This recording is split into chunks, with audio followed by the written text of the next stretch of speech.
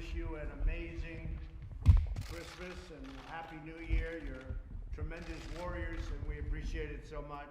We're in Florida right now, speaking to you through this technological advance that's been made. That's been incredible what they've been able to do over the last number of years. Incredible. We'll be talking to you in a little while, and you'll be asking me some questions. We have a lot of the media right here, our friends from the media, dear friends from the media. Sometimes they're good. But we're honored to be joined on this call by 5 units deployed all across the world representing the branches of our armed forces. We have, as you know, we have a new branch that's joining us. It'll be the Space Force. We don't have them represented quite yet, but that'll be very soon. We're going to have a 6th branch of the military. That's the first time in 70 years a new branch will be coming on. That's going to be very exciting. Because of your brave and selfless service, Americans can celebrate Christmas in safety and in peace, and we all appreciate what you do so much, and we thank you very much. To begin our call, I'd like to recognize Captain Roxana Flores and the U.S. Army's 103rd Sustainment Command, joining us all the way from Kuwait. The Cactus Soldiers, as they're called, are supporting a wartime force of over 25,000 service members and civilians undertaking sustainment operations in 12 different countries, and you do an incredible job.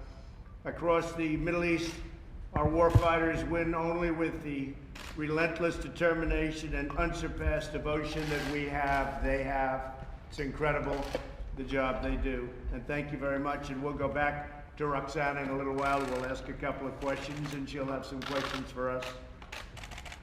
We also have with us sailors aboard the USS Forrest Sherman, a destroyer under the command of Commander Frank Azzarello, joining us from the Gulf of Aden. You're stopped clandestine, and this is what you're doing so well, that you're able to stop clandestine weapons smuggling at a record number, by the way, escort tankers, and keep the seas safe for America and our allies in the highest tradition of our great Navy. And our Navy is doing really well. We just approved a record budget for our Navy. Lots of new ships and lots of new everything. I want to thank you for your constant vigilance, and we'll get back to you in a second, too. I also welcome the great Marine sailors and soldiers of Task Force Southwest 192 who are stationed in Camp Shore in Afghanistan. Brigadier General David Odom, thank you very much, General. Your brilliant team is vital to training, advising, and assisting our friends in the Afghan military. Your intelligence and security operations are second to none, and we're making a lot of progress there. As you know, we're also reducing troop force because we don't need what we had there, and we reduced troop force and are in the process of doing that very significantly. Thank you very much, General. Back in the United States, we're joined by the 20th Attack Squadron at Whiteman Air Force Base in Missouri, a great state. Greetings to Lieutenant Colonel Daniel Wasmuth and all of the airmen on the air base. You're crushed, and you know what happened recently. You helped us so much, and one very, very big. You crushed ISIS from the air, kept the Taliban running scared, and conducted countless lethal airstrikes against the enemies of freedom. You are an incredible group, and we are supremely grateful for your service and the job you do. What happened with ISIS was incredible. As you know, we took over 100% of the caliphate and destroyed them. That doesn't mean they don't come back in smaller sections, and we handle them as they come back. But we had 100%, and al-Baghdadi is dead. The leader of ISIS, the founder of ISIS, is dead. His replacement is now dead. And we have our sights on the new replacement. I don't know why anybody would want that job, frankly. Finally, we have with us a captain who is somebody that's so highly respected, Michael Frawley. Everyone in the Coast Guard Air Station, Sitka in Alaska, we want to thank you for your work. You conduct daring rescues and treacherous mountain slides and towering waves. Thank you for being our faithful guardians, and you really have. You know, the Coast Guard, with the work they've done during hurricane season 2 years ago in Texas, in particular Texas, because they saved 16,000 lives. Nobody understands what that means, 16,000. Even me, I heard that number and I said, Can that be possible? 16,000. He served 16,000 lives and saved. And these are people out at sea. These are people on the land where we had that massive, probably the largest amount of water ever to come on shore from a hurricane. It went out, it came back, went out, came back. Then a third time it went out, it came back. And the Coast Guard was there. You saved 16,000 people. Then you had Florida, then you had Puerto Rico. I mean, you were very busy, and I don't think anybody's stock has gone up like the Coast Guard. The Coast Guard has been incredible, and we really appreciate the job you've done, saved thousands of lives. But this Christmas, I hope every member of our military will feel the overwhelming love and gratitude of our nation for your faithful service. Starting January 1st, you'll be getting your largest pay raise in more than a decade. You don't have to take it. If you want, you can turn it back into the government. But we got you a good pay raise last year. We're going to get you an even better pay raise this year. It'll be the largest in over a decade, and you very much earned it. And don't worry, I'm only kidding when I say turn it back, because the press will cover that. They'll say, he wants them to turn the pay raise back. No, I got it for you. Keep it and spend it well. Once again, I wish you all a very Merry Christmas and a Happy New Year. Now let's get on to a discussion with some of our folks, and maybe we'll start with Captain Flores of the United States Army. Captain, please. Good morning and happy holidays, Mr. President. I am Captain Roxana Flores, and on behalf of the soldiers of the 103rd Sustainment Command Expeditionary, we would like to wish you and your entire family a very Merry Christmas. Thank you for taking the time out of your busy schedule to speak with us today. It is a true honor and privilege, sir. Mr. President, the morale here in Kuwait is high, and today I sit here surrounded by a group of outstanding leaders that represent our over 200 soldier formation consisting of Army Reserve soldiers that are coming together from over 32 different states, all brought together 1 month before deployment, and that is thanks to the company leadership of Captain Shelby Peters and First Sergeant Trenton Byler. Mr. President, also here in the room, we have our highly dedicated soldiers like Sergeant Jonathan Ochoa and Specialist Robert Wallace. And finally, Mr. President, we have Specialist Brett Nyquist, who has been dying for at least a week to ask you a question, if that's okay with you. Go ahead, whatever you want. Good morning, Mr. President. I hope it's not too good, but that's okay. Whatever you want. Please. Not too good. My name is Specialist Brett Nyquist. I'm an intelligence analyst from Des Moines, Iowa. A lot of us here at Camp Eric John have been wondering, what did you get Mrs. Trump for Christmas this year? Oh, that's a tough question. Well, I really should say a very beautiful card. You know, I'm working on a lot of things. I got her a beautiful card that actually I had a number of them picked, and I picked the nicest one.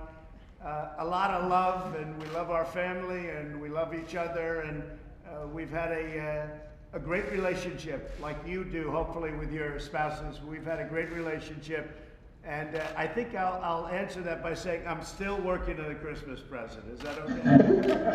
There's a little time left. Not too much, but there's a little time left. Right. Nice question. Thank you, Mr. President. Thank you. Yes, we have. Go ahead. Right. Thank you, Mr. President.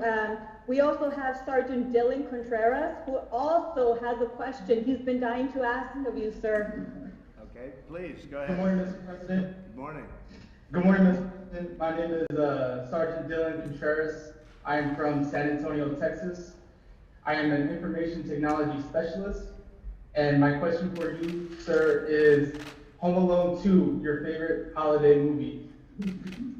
Well, I'm in Home Alone 2, and sort of, a lot of people mention it every year, especially around Christmas. They say, I just saw you, especially young kids, they say, I just saw you on the movie. They don't see me on television as they do in the movie, but it's been a good movie, and I was a little bit younger, to put it mildly, and it was an honor to do it. And it turned out to be a very big hit, obviously. It's a big Christmas hit, one of the biggest. So it's an honor to be involved in something like that. You always like to see success. So thank you both very much. Thank you all very much. And they were great questions. They were really, the question about Christmas gifts, you made me think. I'm going to have to start working on that real fast. Thank you all very much. I appreciate it. Keep up the good work. Yes. And now I'd like to ask Commander Frank Azzarello, if I might, to ask a couple of questions. And you're at the USS Forrest Sherman, Frank. Tell me what's going on. Good morning, Merry Christmas, Mr. President. From the Gulf of Aden, I'm Commander Frank Azzarello, Commanding Officer of Forrest Sherman, 9,000 tons of American fighting steel, and from your best service. Our new nickname is the Bandwagon for all the things we've been doing out here. Right now, I've got 320 warfighters. We've sailed over 45,000 nautical miles this year, almost circumnavigated the world twice. We've been out here for 95 days. You've already talked about our shining moment, according all the illicit materials. We've also been conducting numerous operations, escorting some of our vessels and our allies through the Straits of Hormuz, the Straits of Bab el-Mandeb, and all those fun places. I've got a couple people I'd like to recognize. Our Chief Boatswain Mate, Chief Fisher, and Petty Officer Huntsman, who spent a lot of time on our small boats during those operations, putting at great personal risk, and our Sailors of the Year, Logistics Specialist First Class Cruz, Electronics Technician, Second Class Bauer, and Retail Specialist Third Class Tran. All super sailors, superstars on this ship. I can't tell you what an honor and privilege it is to talk to you. The morale is boosted right now. I've got about 100 missiles. I got some gunners that don't miss, and we're looking for a job to solve any of your problems, Mr. President. Wow, that's pretty wild. So, I'll tell you. the only questions we have for you Go ahead. is if you're ever in the Gulf of Aden, we'd like to host you. Oh, good. If you ever find yourself out here, and if not, if you've never made it to Norfolk and seen a homecoming, maybe we can see you in the spring when we get home. That's good. Well, I've been to Norfolk plenty of times, but I'd love to see you out there, and you do. And I guess the big difference is that you have equipment the likes of which you've never had before, Frank. Right? When I first came in 3 years ago, we were very depleted with our planes and our ships and our missiles and rockets and everything else that we have. And now I see those, even the uniforms. We have all brand new uniforms, which, believe it or not, that's a tremendous expense, but we have everything new. Some are even redesigned, as you know. In the case of the Army, it was redesigned and beautifully redesigned. We went back to a look that was the most popular. But you feel a lot different, I think, than you did 3 years ago, Frank? Yes, sir. Big difference. We're at the tip of the spear out here. Yeah, great job. I appreciate it very much. Thank you. Thank you. And maybe we'll stop by someday. We'll stop on that ship. Thank you very much. I appreciate it. And now for the Marines, we have a highly respected gentleman, General David Odom. And General, if you have any questions or statements, please make them. Good morning, Mr. President. This is David Odom here, sir. On behalf of all 500 Task Force Southwest, your Marines and sailors that are serving out here in Helmand Province, so we want to wish you and your family a very happy holidays. We are honored for the opportunity to speak with you and interact with you today. We know how busy your schedule is, and we're humbled to take the time out of your schedule to spend time with us on your holiday, sir. Your warriors out here, sir, have been out here about 7 months. We've been working in a great team with resolute support with our NATO and coalition partners, as well as US 4A, with all of our joint teammates, Army, Navy, Air Force, and Marines from across the United States working together out here. And we've been working with a great partner in the 215th Afghan National Defense Corps and their police counterparts here in Helmand and Nimruz Province, sir. So we've been here about 7 months, been trying to move the football every day, staying on mission and task, sir, and we're honored to serve out here. Sir, our real question for you today is how are you going to spend your holiday here in the coming today, tomorrow, and hopefully into the weekend, sir? Well, I'm at a place called Mar-a-Lago. We call it the Southern White House because I really pretty much work. That's what I like to do, is work. And we've made a lot of progress. We've done some things over the last few days that were incredible, having to do with trade. As you know, we're now getting along very well with China and trade. In fact, they just took tariffs off more than 800 products where they were charging us tariffs, and now those tariffs are gone. But we made a very big deal with China recently. We made a very big deal with Mexico, Canada, North Korea, Japan, a $40 billion deal with Japan, and we have plenty of others coming. It's going to have a tremendous boost in our country over the coming years, even over the coming year, but over the coming years, especially when they're fully kicked in. It's tremendous amounts of money. And by the way, for all of you, I have to say our country has never done better economically. It's nice that you'll fight regardless and you'll guard us and take care of us regardless, but our country has never done better economically.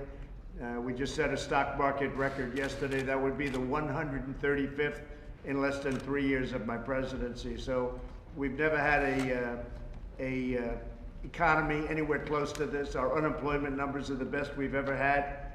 They're African American, Asian American, Hispanic American. The numbers are incredible. The lowest number in terms of unemployment that we've ever had, lowest numbers. With women, they're down to a 71-year low. We'll soon have a historic number there too. We think if it keeps going, we'll have a historic number, meaning in the history of our country, as opposed to 71 years. 71 years is not bad. But I will tell you, we've never done better, so I think it's good. 401ks and jobs in the country. We have the most people working right now in the United States that we've ever had in the history of our country, close to 160 million people.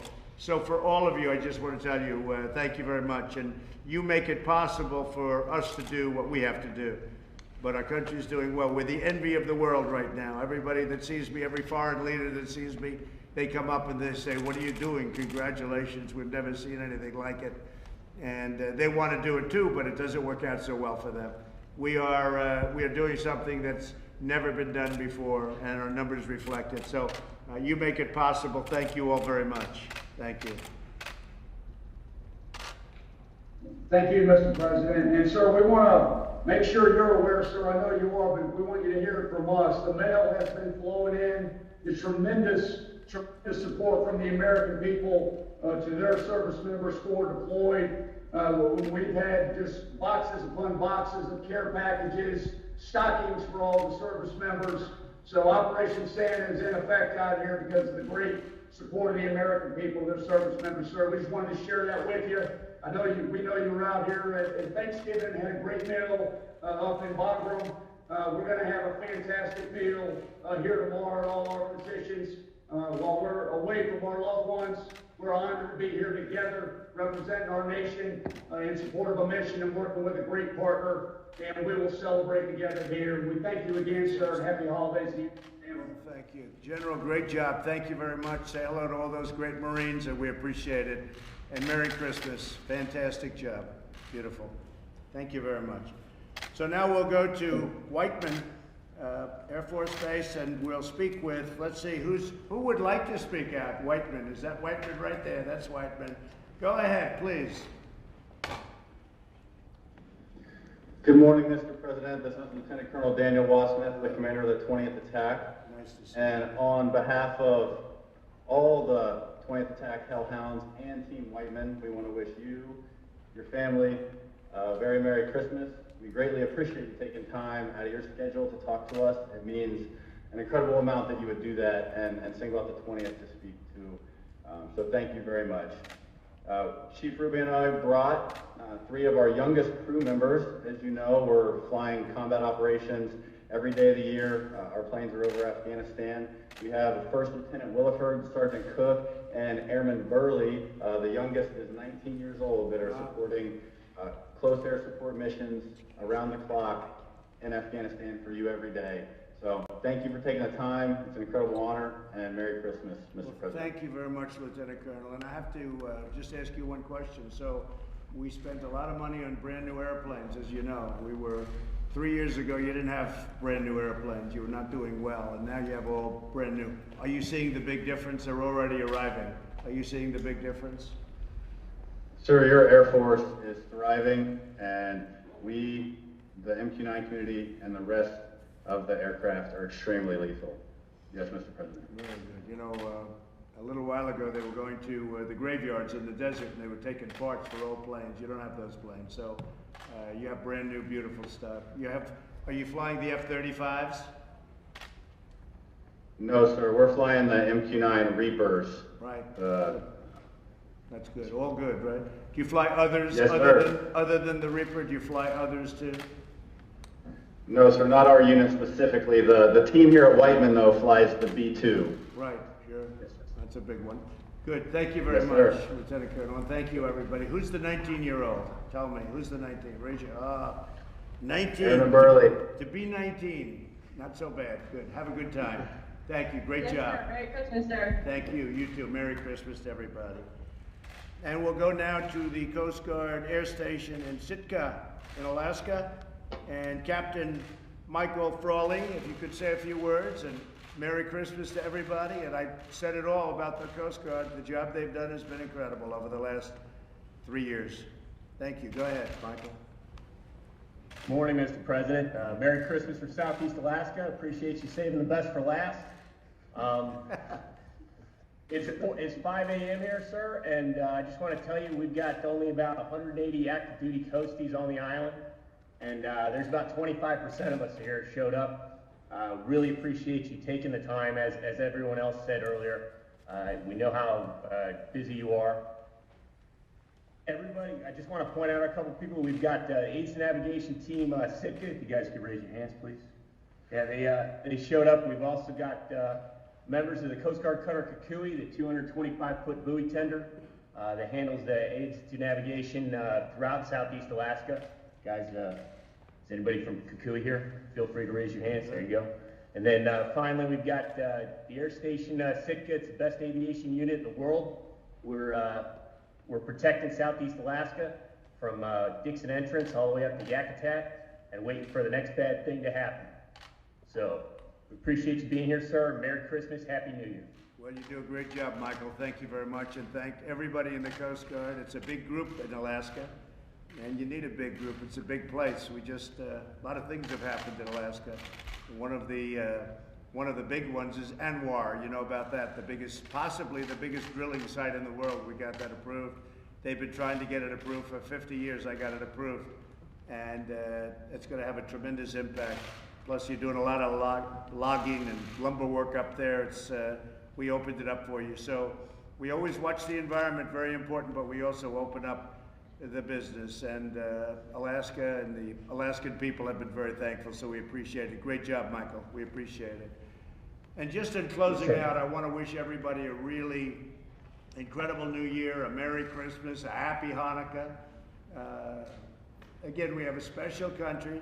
Our country is doing better now than it's ever done before. Our economy is the best it's ever been. I believe that as all of this new equipment starts pouring in, and it already has started for the most part, in the case of the Air Force, a lot of it's there. The Navy, a lot of it's there.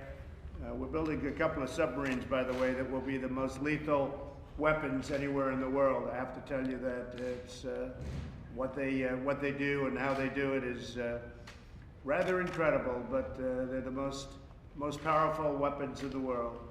And unfortunately, lethal, and hopefully we never have to use them from that standpoint. We hope never to have to use them, but we're going to have them very soon. We already have some, but these are beyond anything that anybody's ever seen before, the submarines.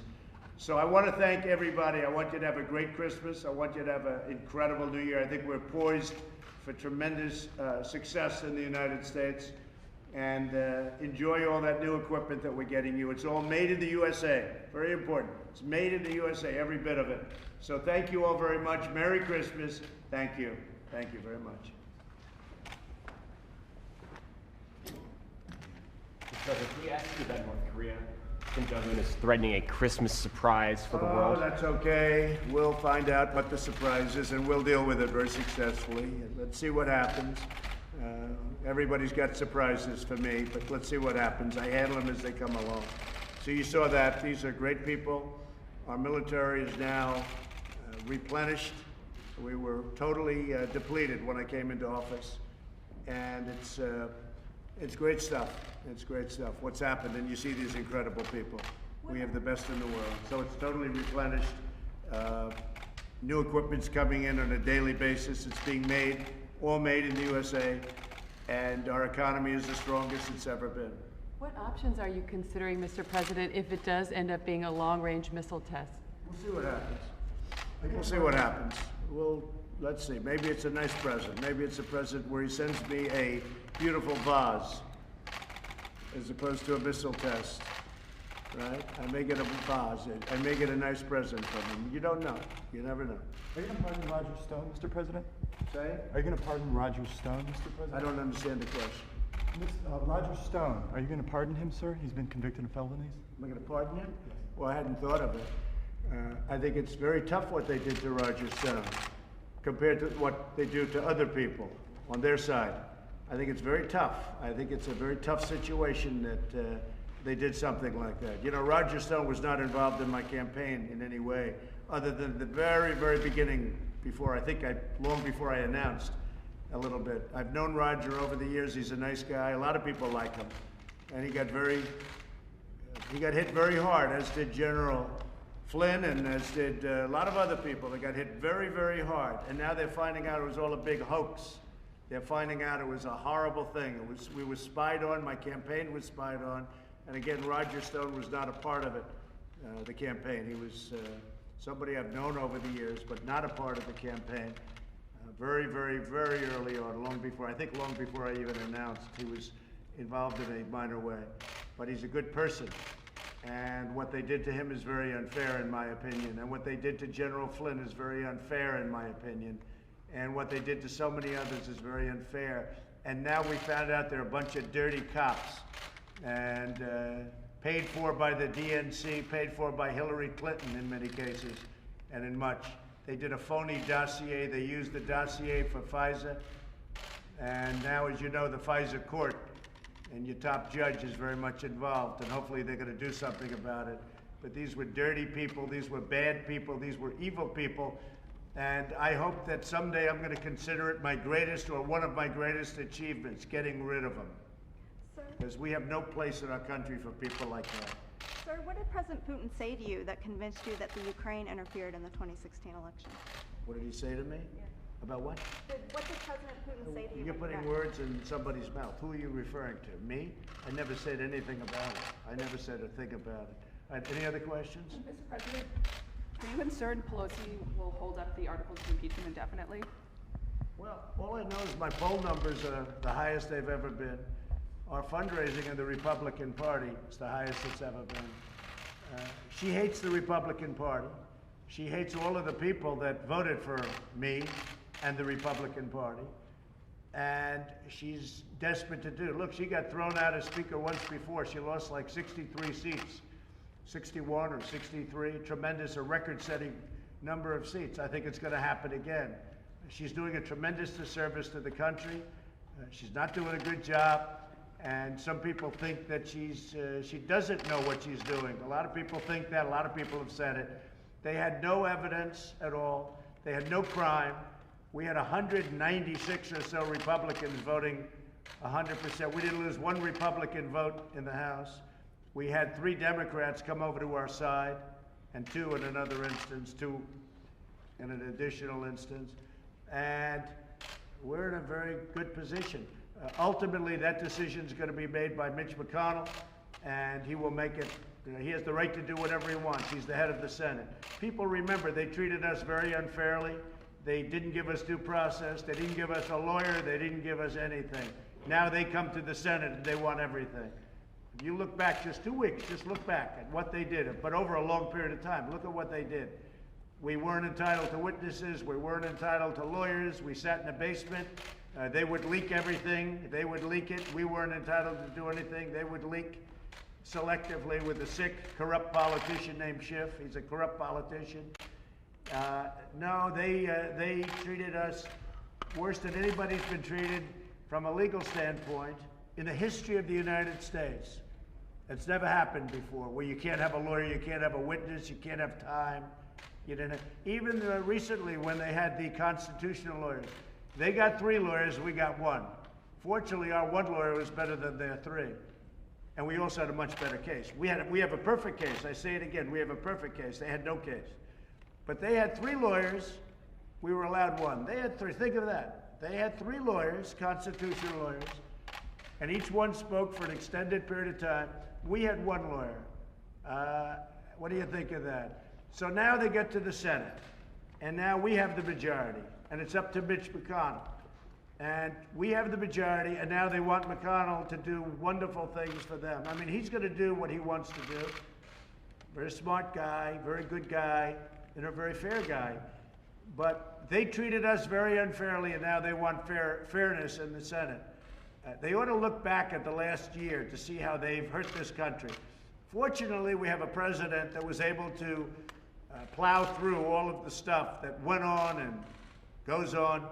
And also, tremendous amounts of information are being written about, even by the fake news, concerning FISA, concerning dirty cops, the people that started this whole thing. What they've done to this country is incredible, and hopefully it's going to be taken care of. The Attorney General's working, and everybody's working, but if you just go, because I like to stay out of it, and I do stay out of it, if you just go by what you see in the papers, it's incredible what's going on. We had dirty cops. We had people spying on my campaign. They did terrible things, the likes of which have never been done in the history of our country. It's very sad. All right. Have a good time, everybody. Merry Christmas. Thank you, Press. Merry Christmas, everybody. Mr. President, are you going to hold a signing ceremony? Guys, we're heading out. Let's go, guys. I will be probably doing that at the right time. We'll be doing a smaller ceremony. Ultimately, we will be having, on the China deal, we will be having the signing ceremony, yes. Will you sign it, you and Xi Jinping? We will ultimately, yes, we will. Do you know where that When we will get together, we will do, but we'll have a quicker signing because we want to get it done. The deal is done. It's just being translated right now. Okay? Thank you. Are you ready? Let's go, Press. We're moving out.